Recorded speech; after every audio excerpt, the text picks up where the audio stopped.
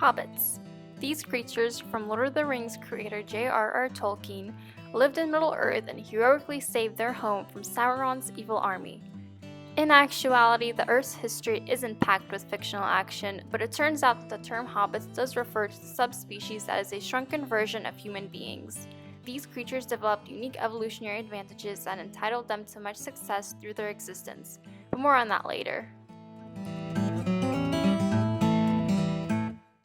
Growing research over the anatomical, behavioral, and environmental factors involving hobbits continues to deepen the analysis of human evolutionary history. The discovery of this species stems from research conducted by Peter Brown and fellow paleoanthropologists surveying the island of Flores, Indonesia for fossils. It had been previously thought that only 2 species found in the hominin genus had emerged from Asia, yet this exploration of newly found fossils led researchers to investigating a new, smaller species that brought light to the evolution of humans. Hobbits were around 1 meter tall and belonged to the Homo genus, meaning they were cousins of Homo erectus and Homo sapiens, or modern humans. The official species name for these hobbits is Homo floresiensis. Brown, after discovering their bones on Flores, largely classified them by morphological means.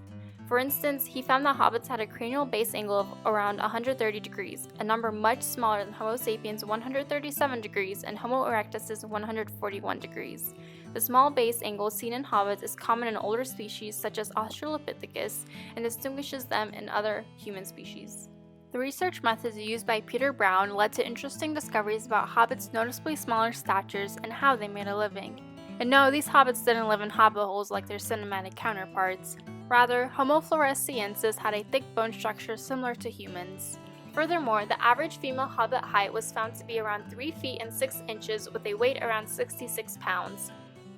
In addition, facial and dental structures were used instead of body size to determine relation between the small Homo floresiensis to larger members of the Homo genus. And even with a small body, hobbits were still able to hunt for food by using stone tools. Evidence of this hunting was found when knife-marked stegodon bone remains were found between fossil layers of hobbit remains.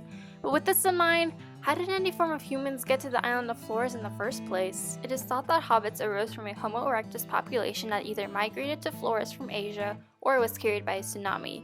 And although the exact migration pattern of Homo erectus is unknown, this species solely existed on the hot tropical Indonesian island of Flores. This isolation of Homo erectus spurred the advantageous body structure evolution for this species. This large factor in the evolution of Homo floresiensis was allopatric speciation. If not for island isolation, tiki drinks not included, and insular evolution, the speciation and selection that culminated into hobbits might have never occurred. This island allopatric speciation is supported by other organisms such as Galapagos finches, whose beaks evolved to better suit the food of their respective islands. The same basic evolutionary principle applies to hobbits.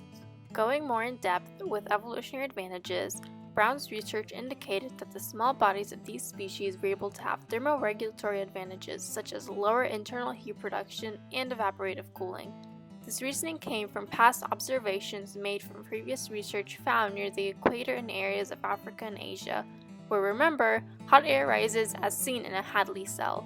Along with these advantages, the breeding activity between Homo floresiensis helped tie in the success brought upon these species for the time of their existence.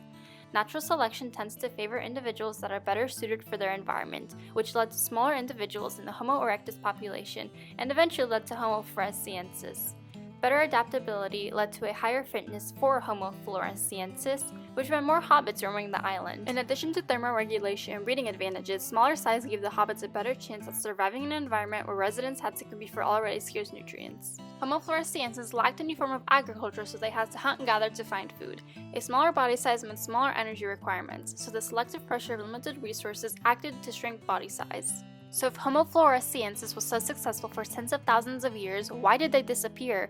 The short answer is we don't know for sure, but there's quite a bit of speculation on what might have happened. For one, the island of Flores is located in the Ring of Fire, a volcanic activity hotspot, pun intended. It's possible that a strong eruption wiped the species out, but the more commonly supported argument is that modern humans were to blame for the hobbits' demise. Modern Homo sapiens took a road trip through Southeast Asia around 50,000 years ago, and some likely stopped at Flores.